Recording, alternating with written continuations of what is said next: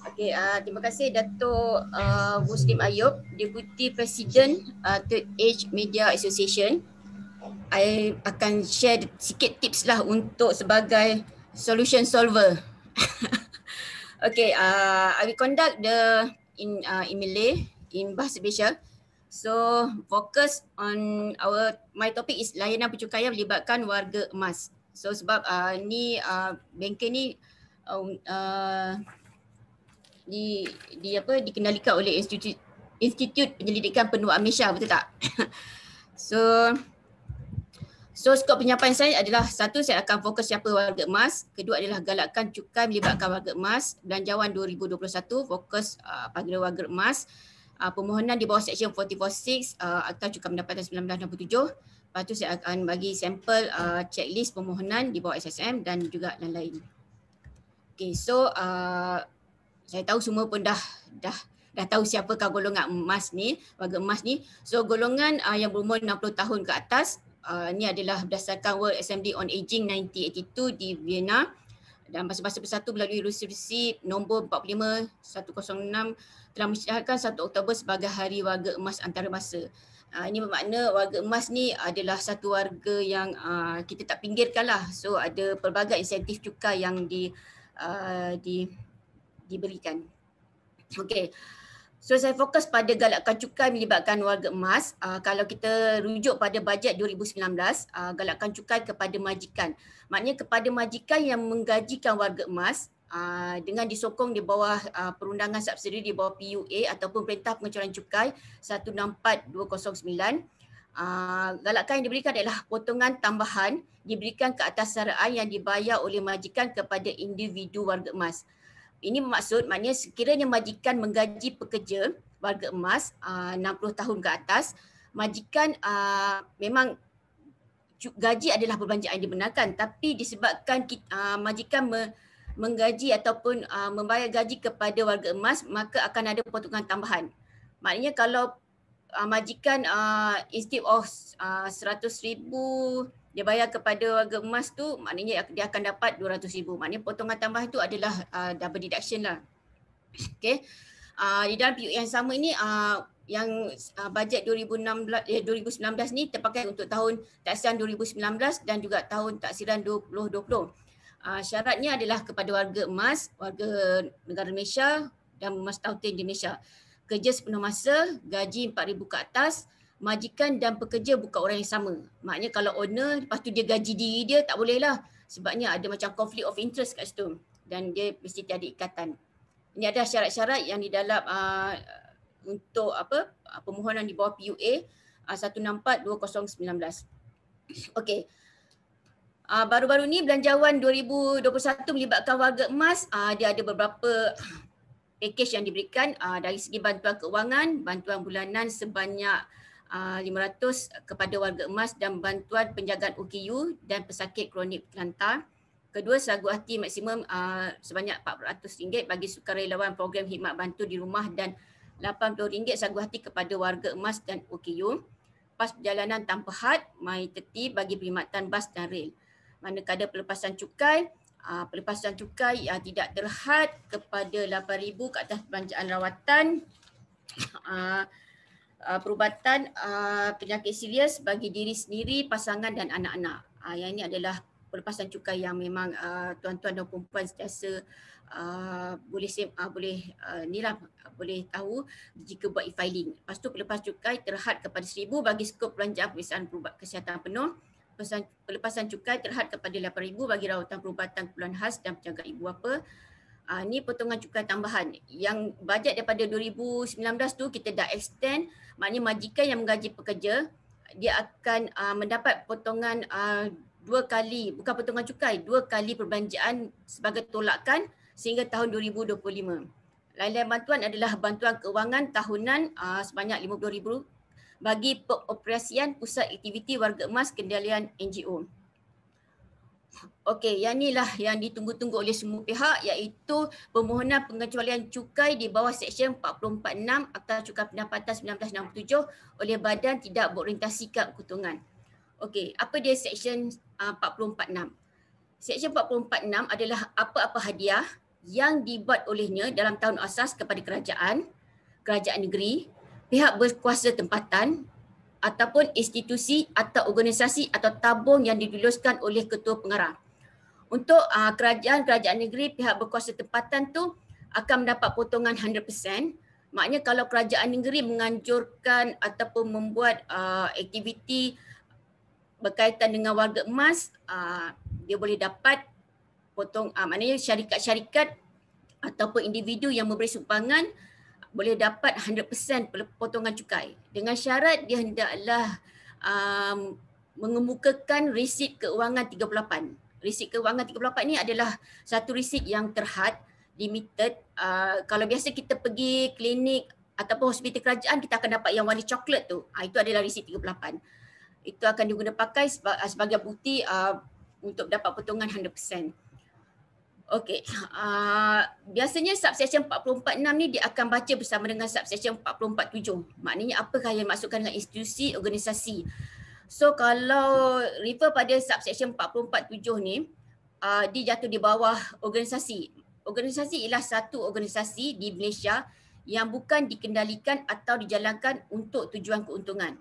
Dia refer pada subsection K, iaitu satu dana kebajikan atau akaun amanah yang ditubuhkan atau diwujudkan hanya bagi tujuan memberikan bantuan atau pertolongan kepada seorang individu yang tidak berkemampuan atau kurang berkemampuan, atau dalam kes seorang individu tanggungan yang mana ibu bapa atau penjagaannya tidak mempunyai kemampuan atau kurang kemampuan. So maknanya sekiranya NGO menubuhkan ataupun membuat rumah orang-orang tua, dia akan jatuh di bawah skop organisasi. Inilah subsection 447K. Sekiranya kelulusan di bawah section 446 ni diluluskan, setiap individu syarikat yang memberi derma akan mendapat potongan cukai sebanyak 10% daripada pendapatan agregat, manakala organisasi ataupun rumah-rumah orang tua tersebut akan mendapat pengecualian cukai ke atas semua pendapatan dalam tempoh pengecualian cukai itu berkuasa. Biasanya mulai tahun 2017 kita dah bagi bertempoh. Sama ada pengecualian cukai itu terpakai untuk tempoh 5 ataupun 3 tahun. Okey. Untuk institusi ataupun organisasi itu yang layak memohon, dia mestilah satu berdaftar dengan syarikat sebagai sebuah syarikat berhad menurut jaminan di bawah Akta Syarikat 2016 CLBG. Yang kedua adalah sebuah pertubuhan di bawah Akta Pertubuhan 1966, Pendaftar Pertubuhan Malaysia. Yang ketiga, sebuah perbadanan di bawah Akta Pemegang Amanah Pembadanan 1952. Ini bahagian al-ihwal undang-undang Jabatan Perdana Menteri ataupun mana-mana badan pendaftar lain yang diiktiraf. Biasanya untuk yang nombor 4 ni dia lebih kepada kes-kes di Sabah dan Sarawak sebab dia ada ROS diorang tersendiri. Cumanya untuk yang kes-kes yang berdaftar dengan Akta Syarikat dan juga Akta Pertubuhan ni, dia adalah actually dia punya permohonan tu kita akan proses berbeza sikit. Okey. Yang ni untuk yang syarikat menurut jaminan tu ataupun sekiranya institusi atau organisasi tu diregisterkan di bawah SSM, dia hendaklah membuka salinan skim pendaftaran, salinan cerita pembadanan, salinan perlembagaan, maklumat ahli lengkap, nyata keuangan 2 tahun, senarai aktiviti yang telah jalankan, surat sokongan daripada jabatan ataupun kementerian, hentikan 50% daripada orang luar. So kalau sebab saya pilih syarikat menurut jaminan dan juga persatuan saja ataupun pertubuhan, sama juga salinan sedia pendaftaran, salinan perlembagaan, senarai ahli jawatan kuasa dengan butiran lengkap, nyata keuangan 2 tahun, senarai aktiviti, surat sokongan, lantikan ALP 100%. Okey, ada perbezaan di antara sekiranya berdaftar sebagai SSM, dia punya lantikan ahli lembaga pengarah adalah 50% mesti orang luar. Manakala untuk sekiranya berdaftar dengan Akta Pendaftar Persatuan, lantikan ahli lembaga pengarah adalah 100% di kalangan ahli yang boleh mengundi. So kalau kat sini, apakah yang dimasukkan dengan kenapa 2 tahun? Penyata keuangan 2 tahun terakhir. Sebabnya kita takkan proses apa-apa institusi ataupun organisasi yang baru saja mendaftar dengan SSM ataupun persatuan, lepas tu dia terus nak minta permohonan di bawah Section 446. Kenapa? Sebab kita nak pastikan institusi ataupun organisasi itu kena menjalankan aktiviti ataupun ada punca kewangan untuk menguruskan rumah-rumah orang tua ataupun aktiviti yang melibatkan orang tua ni. Kita tak nak dia bergantung pada kelulusan di bawah subsection 446 sebab kelulusan di bawah subsection 446 ni adalah macam saya maklumkan tadi, dia adalah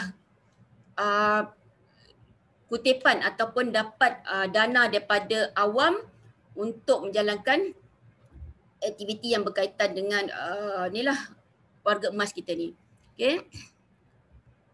Okey, ini saya bagi sampel checklist untuk semua ni boleh dapat dalam LHDNM punya website. Di first page tu di bawah kolom section 446 tu ada banyak garis panduan yang kita sediakan untuk tuan-tuan dan puan-puan sekiranya bercadang untuk memohon pengecualian cukai di bawah subsection 446. Okey, saya ambil sampel sekiranya institusi ataupun organisasi berdaftar dengan SSM. So checklist ni semua tu kena fulfill. Maknanya satu, salinan pengakuan kena ada, salinan lesen di bawah dulu terpakai 1965, Akta Syarikat 1965. So sekarang ni Akta Syarikat 2016, salinan perlembagaan 49, semua ni kena ada, kena lengkap, baru kita akan proses. Kalau salah satu tak lengkap, kita tak akan proses permohonan. Okey, yang nombor cukai pendaftaran di bawah fail TF. TF ni adalah fail untuk persatuan. Biasanya terpulang kepada institusi atau organisasi sama ada dia nak mendaftar sebagai di bawah fail TF ataupun di bawah fail C. Okey. Okey, lain-lain kriteria semakkan kelulusan permohonan adalah satu, rakyat Malaysia. Manfaat tu ataupun rumah orang tua yang didirikan mestilah didirikan untuk semua bangsa tanpa mengira bangsa, agama dan keturunan. Manfaat tidak boleh dinikmati oleh ahli lembaga pengarah dan juga keluarga serta pekerja. Tidak boleh menggunakan kuasa dan kedudukan untuk kepentingan peribadi. Sebenarnya adalah ahli lembaga pengarah jawatan kuasa macam saya maklumkan tadi, sekiranya dia berdaftar dengan SSM, 50% mestilah terdiri pada orang luar dan tiada kaitan dengan institusi, organisasi ataupun pengasas rumah orang tua tersebutlah. Tidak dibenarkan terlibat dalam sebarang kegiatan politik, gerakan kesatuan sekerja, termasuk membenarkan keuangan institusi, kerja semua, manfaat semua. Okey, seterusnya adalah resit resmi. Sekiranya institusi ataupun organisasi diluruskan di bawah subsection 446, maka akan ada resit rasmi. Bila ada resit rasmi ni, resit ni perlulah di endorse oleh LHDN terlebih dahulu. Dengan menggunakan resit rasmi yang diiktiraf oleh LHDN ni sahajalah yang maknanya para penderma boleh mendapat potongan cukai. Maknanya bila kita buat semakan pematuhan kelak, kita akan tanya resit apa yang you keluarkan. Macam mana cara pemantauan resit ni?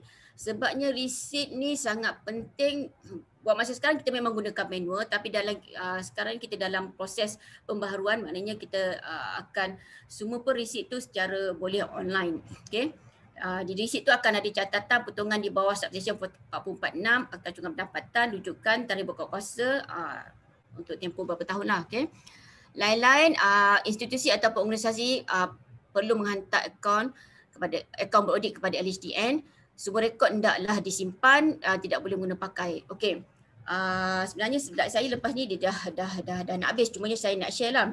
Sebabnya tadi saya nak bagi sedikit info untuk kelulusan di bawah section 446 ni, dia adalah maknanya aktiviti yang dijalankan mestilah berterusan.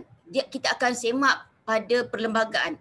Maknanya setiap institusi ataupun organisasi yang ditubuhkan, kita akan tengok apa objektif dia. Contoh katakan kalau nak buat untuk rumah orang tua ataupun warga emas ataupun gelandangan ke, kita akan tengok objektif dalam dia punya perlembagaan tu ada ataupun tak objektif tu tertera, sebab dia punya perlembagaan constitution setiap non-profit organisation adalah dia punya law, dia punya binding law.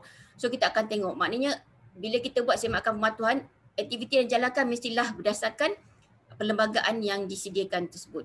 Okey, terdapat perbezaan program CSR dengan kelulusan di bawah Seksyen 446. Untuk program CSR, dia bukan jatuh di bawah 446, dia akan jatuh di bawah Seksyen 346. Kalau Seksyen 346, permohonan hendaklah dikemukakan kepada Kementerian Keuangan, bahagian cukai Kementerian Keuangan, sebab dia adalah program ataupun projek bagi sesuatu aktiviti dan jalankanlah yang melibatkan warga emas ataupun lain-lain aktiviti. So maknanya sekiranya menjalankan aktiviti di bawah Seksyen 446, kalau kita nampak ada yang aktiviti sosial, tak dibenarkan. Lain-lain saya rasa yang saya rasa saya diberi masa sebanyak 15 minit, saya rasa dah cukup masa kot. So kalau ada apa-apa boleh hubungi bahagian kelulusan dan pemantauan LHDN untuk sebarang pertanyaan. Terima kasih.